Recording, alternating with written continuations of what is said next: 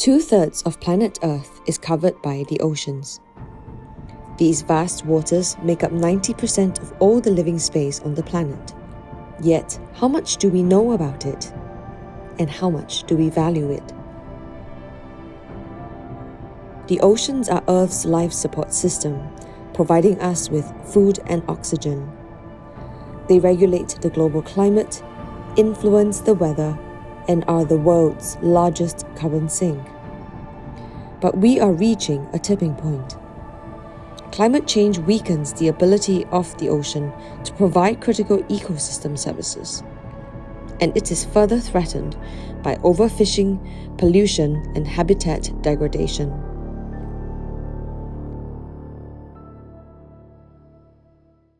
This Earth Day, we speak to oceanographer Dr. Sylvia Earle, who is also affectionately known as Her Deepness. Sylvia has spent her life advocating for the oceans and articulating its link to climate change and planetary health. Sylvia, thank you so much for doing this interview. My name is Jessica. I'm the founder of EcoBusiness. I wanted to start this interview by asking you about your views on ocean and climate change. I think people don't immediately think about the oceans when they think about the health of the planet, but perhaps we can hear from you why that is so important. Well, we should think of the ocean when we think of climate. After all, the ocean really dominates Earth as the principal system that governs climate, shapes planetary temperature, chemistry, home for most of life on Earth. Because we are terrestrial, we sometimes forget that that's so, but if you look at that view of Earth from space, it's pretty clear, it's obvious. This is an ocean planet. No ocean, no life. We have seen just in my lifetime the collapse of the great ocean food webs. We've taken so much out of the ocean, and we've put so many terrible things into the ocean that the ocean is in real trouble. That means that what we do to the ocean affects everything, including the climate. And certainly it affects us. And I think that's very poignant that you said you want to witness that turning point. I mean, just last week we've seen the IPCC report being published, and scientists basically say we can no longer ignore the climate crisis. And then they've identified, 5 areas: renewable energy, nature-based solutions. What was your view of this latest IPCC report that has come out? Well, we need to do everything we can to realize that never before could we know what is now known. Never again will we have a better chance to avoid the tipping points. We're like this. Let's reach that turning point through the individual choices we make. Protect nature, land and ocean, as if our lives depend on it, because now we know if we don't protect nature, we won't have a future that works for us. I find it amazing that, you're 86 and still advocating, tirelessly for the oceans and climate. Also, what do you think Asia as a region can play in this climate change journey? Well, where in the world is Asia? Look at the Pacific Ocean. It's the blue face of the planet. The actions taken here have a magnified impact. The choices about food, agriculture on the land, and certainly what is taken from the ocean.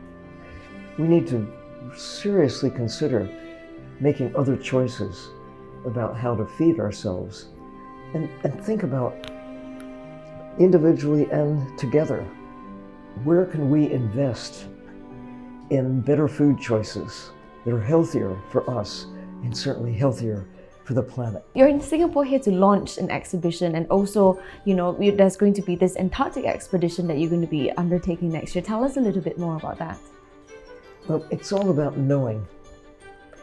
If you don't know, you can't care.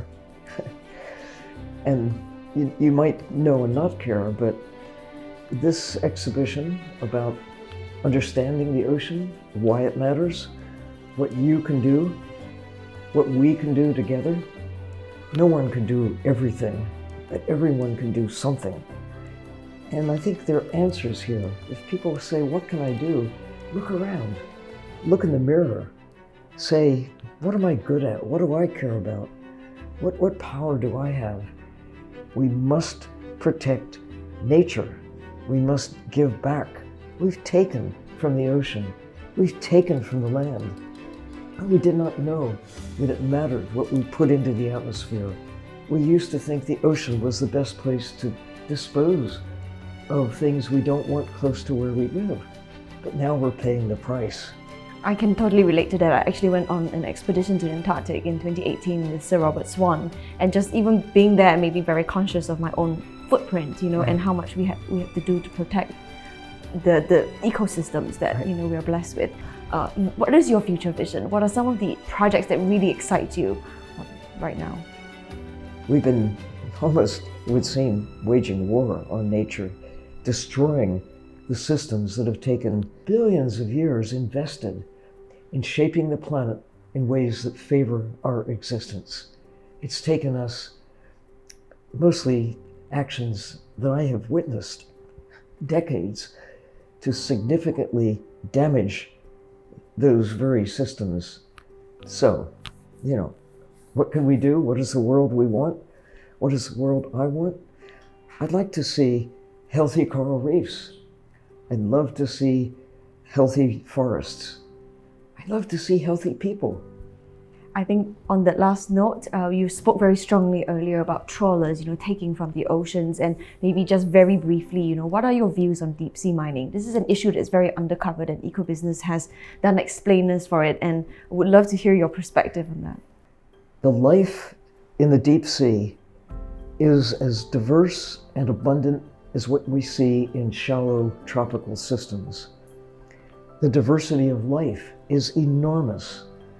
In a place I can embrace with my arms around where the manganese nodules exist, or in the crusts on seamounts, we find more than a dozen different categories of animal life, about the same number of categories that you see on all of the terrestrial parts of the planet put together.